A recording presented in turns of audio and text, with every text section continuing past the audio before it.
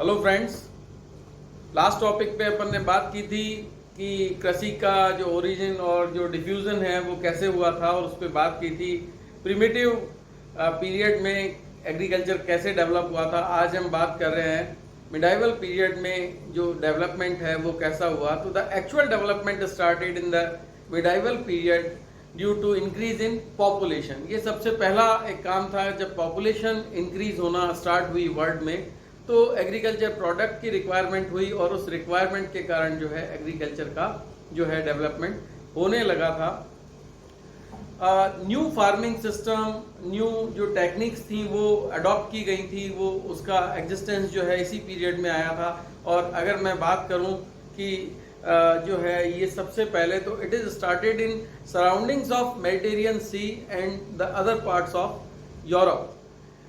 भूमध्य सागर का जो जलवायु क्षेत्र है वो इस तरह से कुछ है जिसके कारण वहाँ कृषि की उत्पत्ति जो है काफ़ी अच्छे तरीके से हुई और उसके बाद वो यूरोप के पश्चिमी और उत्तरी और पूर्वी क्षेत्रों में जो है वो फैली थी। तो इस फार्मिंग की अगर हम बात करें, इस वक्त जो सिस्टम अडॉप्ट किए गए थे वो था टेम्परेरी फार्मिंग। जब टेम्परेरी का मतलब है कि जब उस पर कृषि की जाए और फिर उसको छोड़ दिया जाता था, तो वो टेम्परेरी फार्मिंग के रूप में था। दूसरा इनफील्ड आउटफील्ड सिस्टम था। इनफील्ड का मतलब खेत के एक हिस्से में काम करो और दूसरे को खाली छोड़ दो।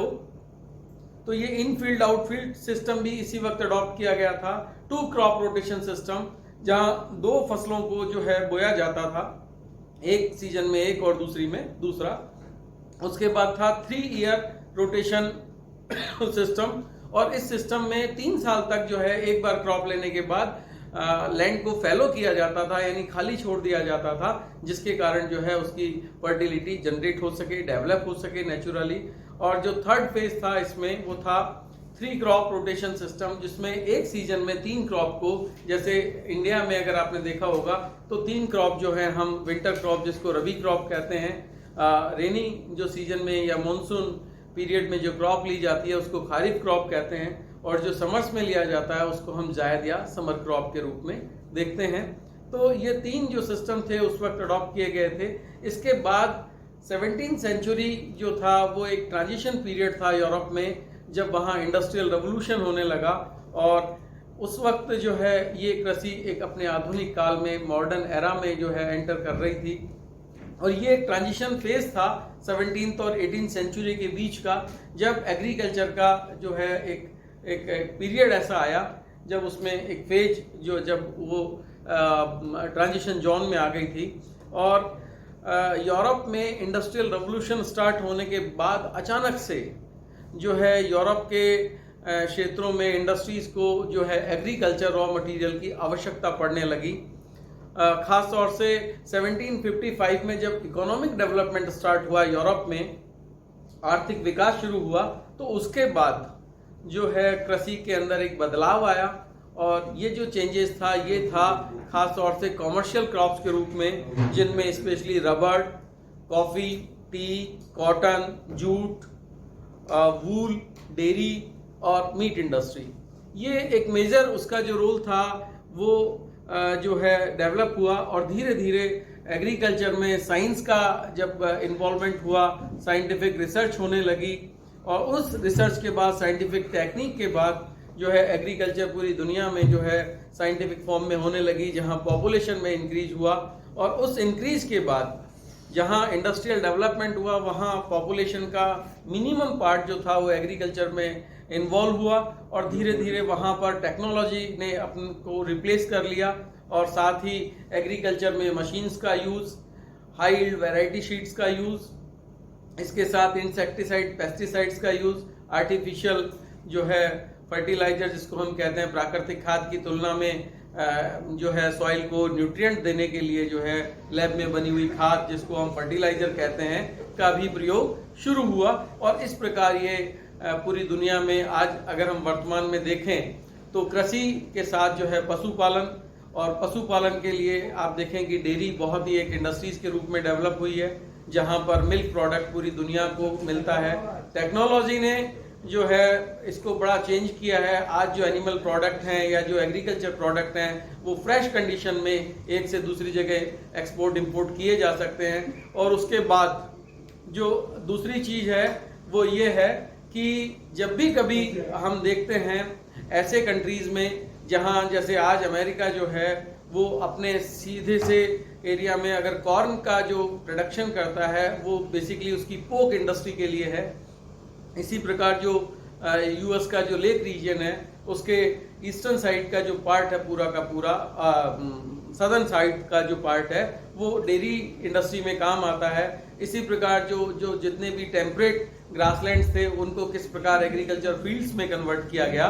और जो है वर्तमान में हम देखें तो दुनिया के रिमोट जो एरियाज हैं जैसे न्यूजीलैंड है, ऑस्ट्रेलिया है या दूसरे हैं, बेहतर ट्रांसपोर्टेशन के कारण वो अपने एग्रीकल्चर प्रोडक्ट को जो है दुनिया के विभिन्न हिस्सों में पहुंचा पा रहे हैं। और यही कारण है कि दुनिया भर में नित नए जो रिसर्च स्टेशंस या रिसर्च सेंटर्स जो डेवलप हो रहे हैं उनके कारण ऐसी शीट्स को जिनमें मिनिमम वाटर रिक्वायरमेंट हो या मैक्सिमम वाटर बियरिंग कैपेसिटी हो या मैक्सिमम जो है उसका, और इसी तरह से जो है दूसरे पार्ट जो हैं जिनमें एनिमल हस्बेंड्री को डेवलप करके और वूल या मीट या मिल्क इंडस्ट्री को जो है काफ़ी ज़्यादा डेवलप किया गया है। दुनिया भर में जो फूड क्रॉप्स हैं उनको प्रोड्यूस करने के लिए और बढ़ती हुई पॉपुलेशन को फीड करने के लिए जो है अलग अलग टाइम पर अलग अलग, जैसे मैक्सिको से स्टार्ट होके इंडिया तक और दुनिया के दूसरे भागों में जो ग्रीन रेवोल्यूशन आया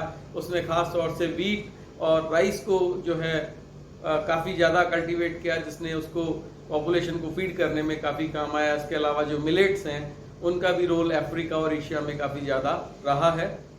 इसी के साथ जो दूसरे रेवोल्यूशन है उसमें ब्लू रेवोल्यूशन वो खास तौर से फिशरीज के लिए आया। उसके बाद अगर आप देखें इसको तो पल्सेस में और दूसरी चीज़ों में, तो ये एक मॉडर्न जो पीरियड था जहां एग्रीकल्चर को जो है डेवलप होने का मौका मिला।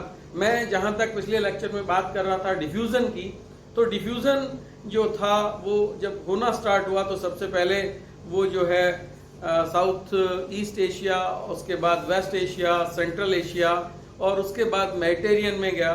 और मेडिटेरियन के बाद वो जो है अगर इंडिया में देखें तो इंडस वैली सिविलाइजेशन इसका एक मेन पार्ट रहा। इसके बाद सेंट्रल और ईस्टर्न चाइना और एबिसिनिया, ये जो सेंटर्स थे यहाँ पर इसका, और उसके बाद ये सेंट्रल अमेरिका जहाँ न्यू मैक्सिको और मैक्सिको का जो एरिया है वहाँ पर इसको जो है डेवलप किया गया। और उसके बाद ये एंडीज के पार्ट में गया जहाँ पेरू और चिली खास तौर से जहाँ माया कल्चर थी एंशिएंट में, वहाँ पर मॉडर्न एरा में एग्रीकल्चर शुरू हुआ और धीरे धीरे ये ब्राज़ील और अर्जेंटीना तक पहुँच गया था।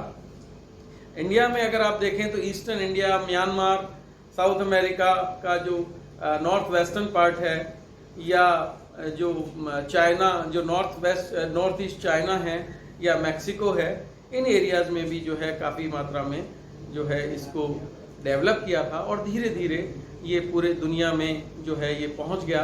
और यहाँ मेन जो क्रॉप्स थी उनमें राइस, टी, और साउथ अमेरिका की अगर मैं बात करूं तो यहाँ कॉफ़ी और बनाना जो है विशेष तौर से थे, या गन्ना जिसको शुगर केन के रूप में हम देखते हैं। आज ये दुनिया के बहुत बड़े प्रोड्यूसर के रूप में हैं।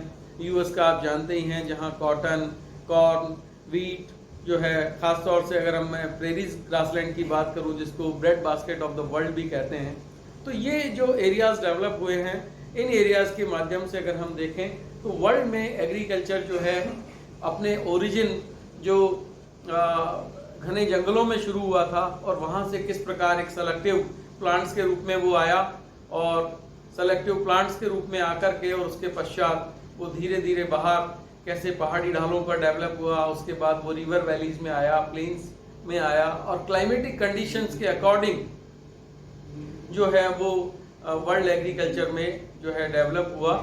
और डेवलप होने के बाद अगर मैं कहूँ कि ये अपने मिडाइवल एज में आया और मिडाइवल एज में जहाँ जहाँ पॉपुलेशन सेंटर्स डेवलप होते गए वो अपने साथ जो पॉपुलेशन थी अपने रिक्वायरमेंट के लिए इस क्रॉप को अपने साथ ले गई और वहाँ जो एडजस्टेबल उनका जो क्लाइमेट था उसके अकॉर्डिंग उन्होंने उसको प्रोड्यूस करना चालू किया। इसके पश्चात अगर हम देखें तो इंडस्ट्रियल रेवोल्यूशन आया और इंडस्ट्रियल रेवोल्यूशन ने जो है क्रॉप्स की जो खास तौर से इंडस्ट्रीज में काम आने वाले रॉ मटेरियल थे एग्रीकल्चर सेक्टर से, उनकी कल्टीवेशन को प्रोत्साहित किया।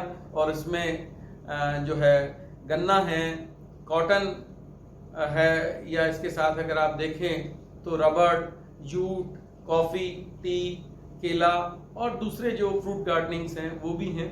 और वर्तमान में अगर हम देखें तो आजकल जो हायर लेटीट्यूड्स हैं या हाई एल्टीट्यूड एरियाज हैं वहाँ पर भी जो है एग्रीकल्चर डेवलप हो रही है, और वो ग्लास हाउस के थ्रू साइंटिफिक फॉर्म में डेवलप की जा रही है। तो इस प्रकार ये एग्रीकल्चर का ओरिजिन, किस प्रकार इसका जो है डिस्पर्जल हुआ, और ये जो है वर्ल्ड में आज जो प्रेजेंट फॉर्म में एग्जिस्ट कर रहा है, इसके पीछे जो लगभग 10 से 15 हजार वर्ष का जो काल रहा है, इसमें जो है ये इसका पूरा सिस्टम है। और इस सिस्टम के बाद हम जब नेक्स्ट लेक्चर को डेवलप करेंगे या इसमें बात करेंगे तो वो था जो एक छूटा हुआ है पीछे सॉइल्स के ऊपर, कि सॉइल्स का जो मेन रोल है एग्रीकल्चर के अंदर वो क्या है। Thanks a lot. Land use पे कब दोगे सर? यार स्टूडेंट